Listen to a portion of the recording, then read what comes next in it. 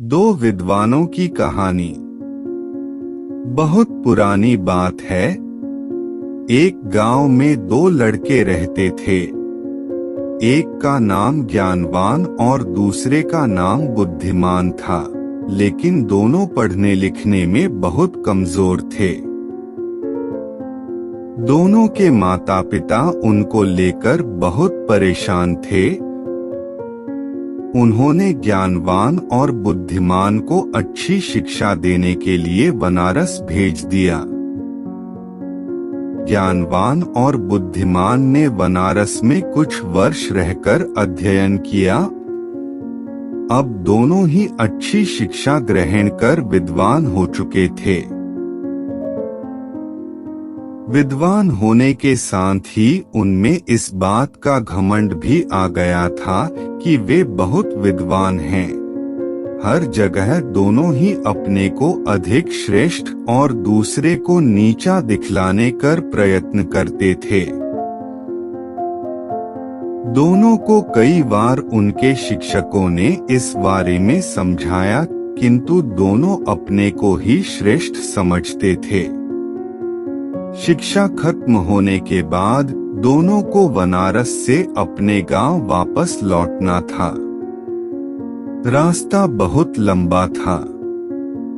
चलते चलते उन्हें रात हो गई और उन्होंने एक गांव में अपना डेरा डाला। गांव के जमींदार को पता चला कि उनके गांव में बनारस के विद्वान आए हुए हैं। जमींदार साहब ने दोनों विद्वानों को रात्रि विश्राम और भोजन के लिए अपने घर आमंत्रित किया। ज्ञानवान और बुद्धिमान दोनों जमींदार के घर आ गए। जमींदार ने दोनों के रुकने की अलग अलग व्यवस्था की और स्वादिष्ट पकवान बनवाए। जमींदार पहले ज्ञानवान के पास गया और हालचाल जाना। जमींदार पहले तो ज्ञानवान से बहुत प्रभावित हुआ, किंतु अपने घमंड और बुद्धिमान को नीचा दिखाने के लिए ज्ञानवान जमींदार से बोला, बुद्धिमान तो नाम का बुद्धिमान है, इतने दिन बनारस में रहकर भी वह कुछ नहीं सीखा और अभी भी गधा ही है। ज्ञानवान की बातें जमींदार को अच्छी नहीं लगी। ज्ञानवान से मिलने के बाद वह बुद्धिमान से मिलने गया। बुद्धिमान में भी ज्ञानवान की तरह ही बातें की और कहा, ज्ञानवान को कोई ज्ञान नहीं है और वह तो बैल है जिसे कुछ नहीं आता। जमींदार दोनों से बहुत निराश हुआ और कुछ देर पश्चात उसने ज्ञानवान और बुद्धिमान को भोजन के लिए बुलाया। दोनों भोजन के लिए आए और जब दोनों को थालियां परोसी गईं तो थाली में घास और भूसा था। थालियां देखकर दोनों जमींदार पर बहुत क्रोधित होते हुए बोले, आपने यहाँ हमें बेइज्जत करने के लिए बुलाया है।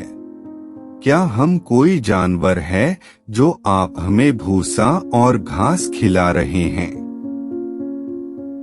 जमींदार हाथ जोड़कर बोला, मान्यवर, आप विद्वान हैं और मेरे मेहमान हैं। मेरा उद्देश्य आपके बेइज्जती करना नहीं है। आप दोनों ही विद्वान होकर एक दूसरे को बैल और गधा बोल रहे थे, इसीलिए बैल और गधे का जो भोजन पसंद है मैंने आपको भी वही भोजन परोस दिया।